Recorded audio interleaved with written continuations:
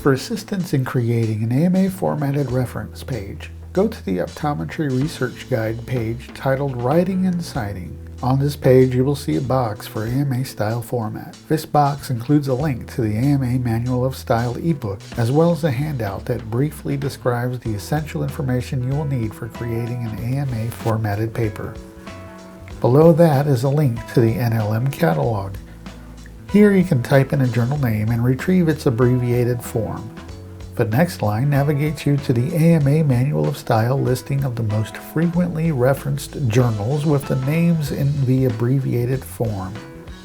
The most frequently referenced material you will be using will be peer-reviewed journals. I'm going to go over the essential data you will need for creating an AMA formatted reference. Here is a list of the most essential data you will need for a journal article. Of the most importance is the author's names. Then you'll need to put the title of the article, the abbreviated name of the journal, year of publication, the volume and issue number, any part or supplement number, the page, the URL or DOI if it's supplied.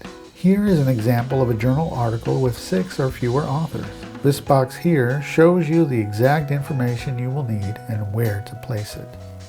I'm using an example of an article that I found on PubMed, and this is the results page for that article.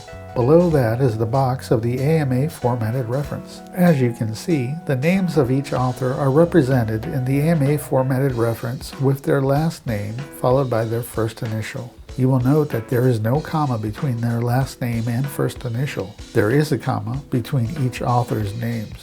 The title of the article is presented in the sentence case. Now this article has all the information you need, including the abbreviated name of the journal, the year of publication, the volume number, the issue number, and the page number.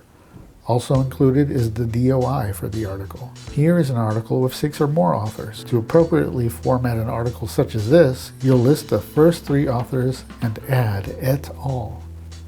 For further assistance in the AMA formatting, please feel free to contact the library through the links provided in the research guide.